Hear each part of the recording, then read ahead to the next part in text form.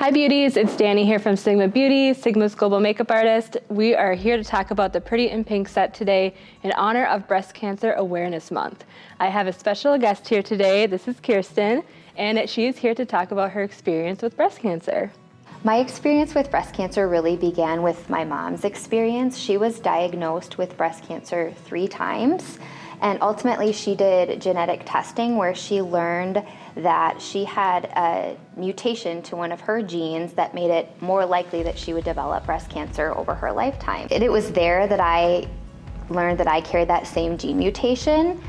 With that information, I pursued a prophylactic bilateral double mastectomy this past year and also began the beginning stages of reconstruction. I shared that journey on my Instagram page publicly, and that's ultimately what brought me here today to work with Dani and Sigma. I'm really proud to support their mission and help you all learn more about the Pink Fund and the Pretty Pink palette that we'll be showing you today. Yes, we're so honored to have Kirsten here, and we created this look on Kirsten using the set with the eyeshadow palette, the brush that comes with it, and the liquid lipstick. So if you want to see the tutorial, then keep on watching. All right, so first off, I'm going to apply a little bit of moisturizer on Kirsten's face using our SO5 moisturizer brush.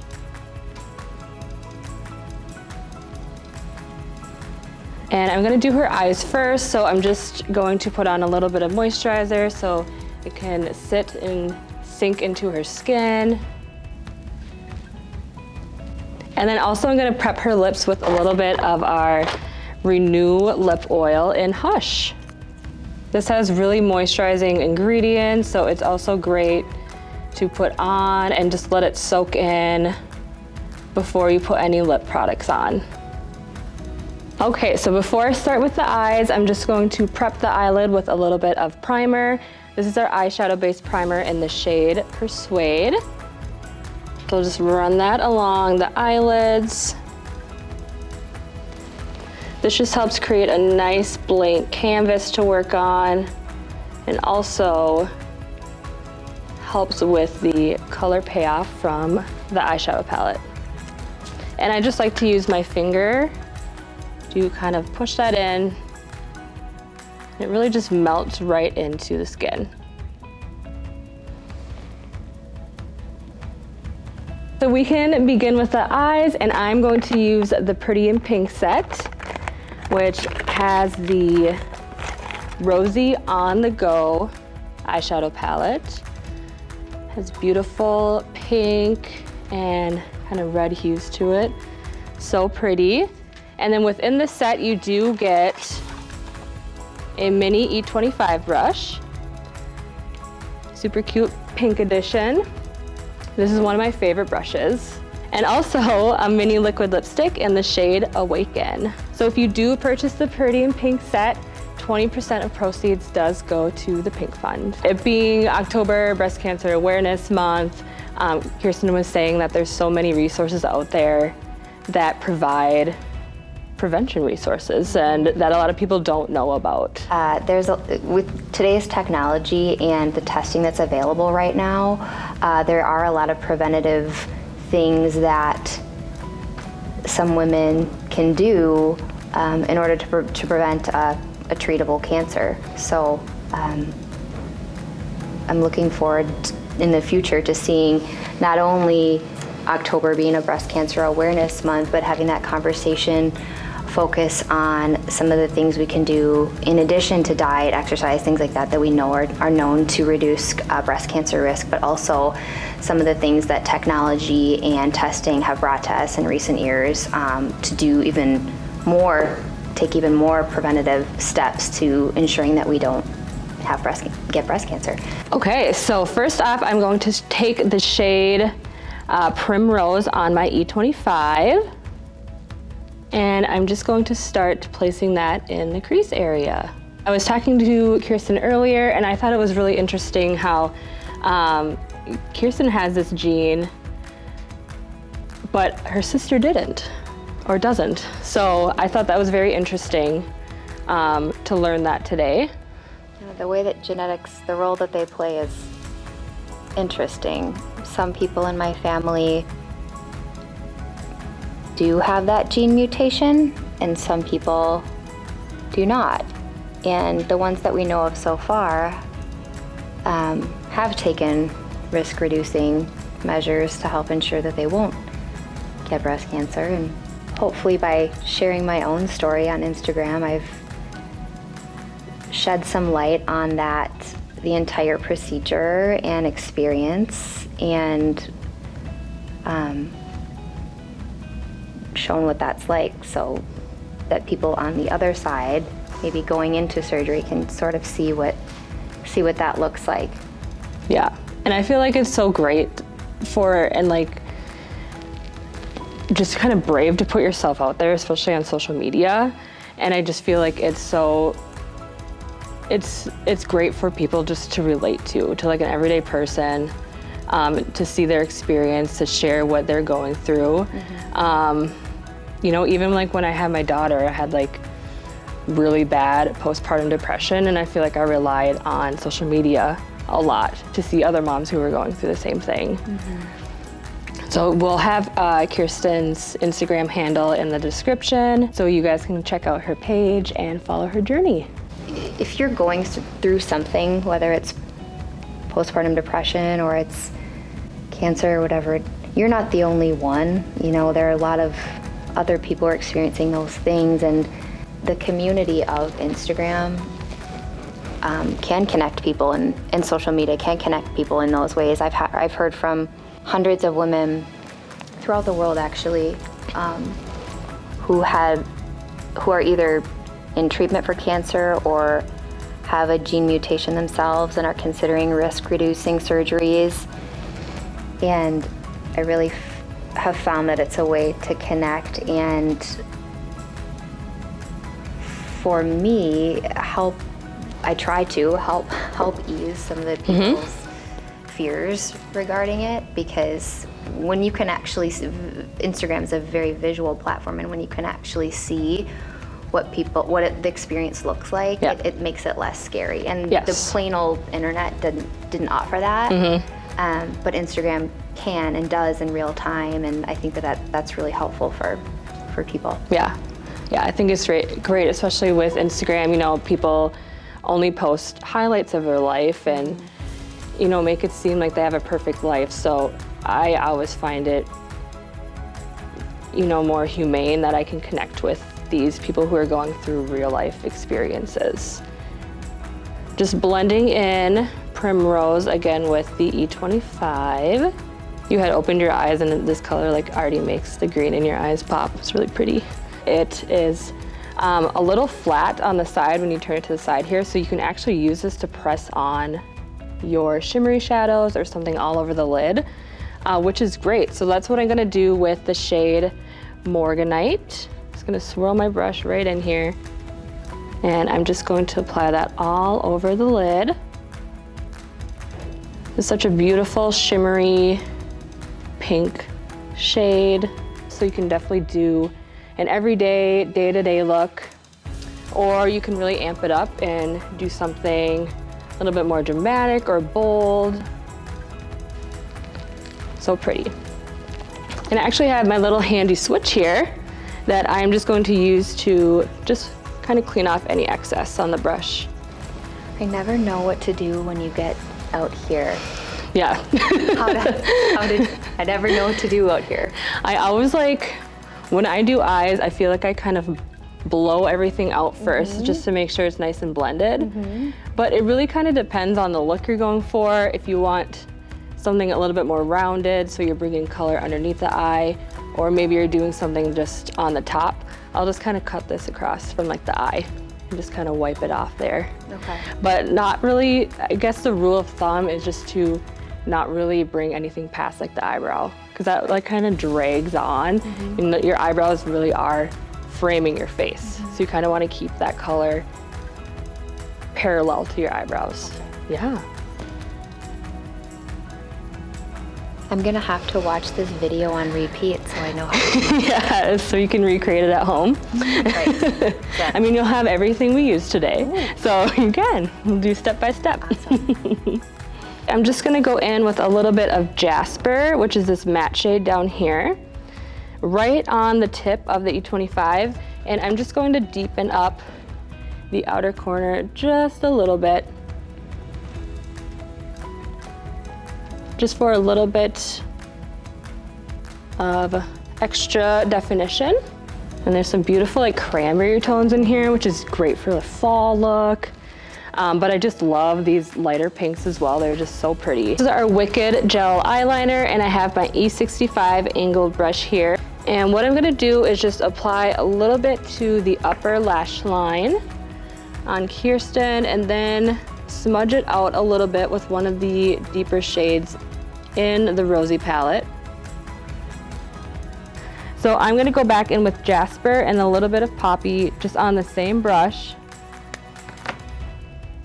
and just press that over just to soften it a bit and just really kind of pull in the eye look with all those beautiful rosy tones. So this is a shadow over the liner, yes. Oh, okay. Yep. I did not even know you could do that. Yes. The things I'm learning here today. Yes. I love it because it just kind of gives you a little bit of a softer look, but you still get some nice definition at the lash line. So if you were to do, Right. you know, like false lashes, it's nice to have a little bit of depth here so it disguises the band. So just getting as close as I can to the lash line and then topping it off with the shadow.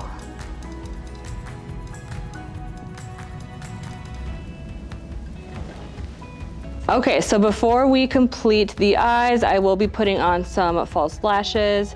I'm just gonna move on to completing the face. So just cleaning up the under eye area where any shadow might have fallen. All right, so I'm applying a little bit of foundation using our F67 Skin Perfector brush, which is amazing. Especially when you're using red or pink tones on the eye, you really want to make sure that your face and your under eye are really nice and clean. That really helps the eyes stand out, but also keep them brighter. And then just making sure I'm getting around the jawline and the hairline, making sure everything is nice and blended. I'm putting a little bit of concealer on using the F64 Soft Blend Concealer brush. Have you look up? So I'm just putting a little bit of translucent powder using the F67 Skin Perfector that I had used for foundation. So I'm gonna be taking the Sculpt palette, which has some bronzing and contour shades in here, and there's also really beautiful highlighters as well, on the F40 large contour brush. So I'm gonna mix these two shades here. Sculpt me. Yeah, yes. We love a good sculpted face. Sure too. I just like to go around the hairline a little bit. Once I apply the foundation and concealer, I like to take a damp sponge and just kind of pounce it all over the face to make sure no excess product is on the face, because that can lead to creasing, or it can settle into those fine lines. So I kind of just like to just run that across the face. Even when you have like your powders on, you can just go right over them, and that just kind of helps take down any powdery finishes as well. It just really helps melt them into the skin. A damp sponge. Yes. As we have our blush cheek palette, and then we have our Quarter Rosa palette. So the blush palette has a little bit more cooler tone pinks, and then Quarter Rosa has more warm tone. So that's what this one looks like, and then blush palette looks like this. So I'll probably use a mix of both because I like to customize everything. This is the F36 Tapered Cheek, so it's a nice big fluffy brush. And I think I'm gonna mix a little bit of Pinkin and Quarter Rosa first, and just applying that on the apples of the cheeks and just blending it into that contour bronzer that I had laid down previously.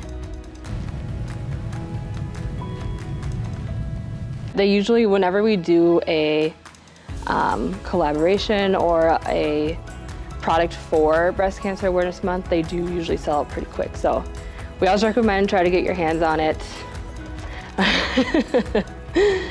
when it first launches in October. Even just adding this blush just already just tied in the whole eye look. So pretty. And I'm just gonna take a little bit of Senorita, which is the shade here. It has a beautiful shimmer to it. And I'm just gonna finish the cheeks with this a little bit, just for an extra glow. Do a little bit of highlighting with the Glow Kiss palette, which is my favorite part. This is such a stunning highlighter palette. Yes. So I'm gonna mix Flare and Aurora, which are these two shades here, on my F35 tapered highlighter brush. Did you choose those based On your skin tone, yep. Yeah, these shades definitely have, there's a lot of options for many different skin tones in here, which is great.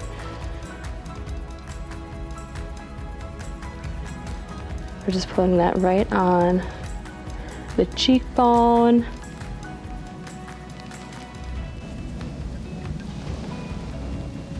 So I'm taking my Fill and Blend pencil in the shade Light and taking the spoolie part first, just brushing up the brow hairs. Brooke shields me. Yes. I love this pencil because it is so tiny. If you can see the point here, it's like super fine. Oh. Yes, very tiny, so you can like really get in there. Yep. Hair stroke. Exactly. Yes, you can be very, very. So I'm just gonna build up your natural shape. I sort of know what to do over on that part of my eyebrow where you are. Yep. But once you start getting in closer to the nose, Sure. I'd love to hear your thoughts. Yeah. Where to go with that. Yes. I will share with you, I usually end up using a powder. Yes. Yep. Less harsh that way. Absolutely, yep. And then as I move into the front of the brow, I'm going to switch over to my Color and Shape Brow Powder Duo. This is also in the shade Light, and I'm using a clean E65 angle brush. This is what I had actually used for eyeliner as well. And in our duos, you do get 2 shade options, so you can mix and match. And what I like to do is just kind of lay the brush down, kind of work my way to the front, and then almost just kind of flick it up and push that product through, which just gives you a really soft start to the brow. This is our Tint Tame Gel, which is in the shade Clear. We do have a few different shades, but I prefer the clear one. And this will just help add volume to the brow and more depth. It really kind of coats the individual hairs. And holds it in place. Oh my right? gosh, yes, it will hold it in place literally for 24 hours. It's crazy. And I love this product because my brow hairs are so fine. So mine just kind of like droop down. Yep, so this is a life-saving product for me. I remember before brow gels were out, putting in hairspray Oh yeah. on the toothbrush. Yes, hairspray. Oh my gosh, people have even been using like, and still do like hair gel. Yeah, it's just like so nice that you have something like that with a little, perfect little spoolie on it.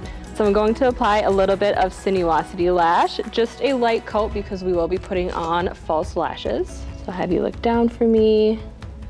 I just like to put on just a little something for the lashes to kind of sit on. I'm gonna use the Style Demure. I'm just going to have you look down for me. I just want to measure and see where I'll need to cut. And I'm just applying these with our little applicator tool. Just gonna pop a little bit on the lower lashes. All right, well, we're almost finished. So we're gonna finish off with the lips using the Awaken liquid lipstick. I'm just going to apply this right on top of the Renew lip oil that we had put on in the beginning. No need to wipe it off or anything. kind of just sinks right into the lips. And I'm just going to apply a little bit first. And then I have my LO5 lip brush. And then just to finish it off, I'm just gonna take a little bit of the Renew lip oil and just put just a very, very light coat on top. I think we are done. You wanna take a look? Let me take a look in this mirror. Oh, that looks incredible, Dani.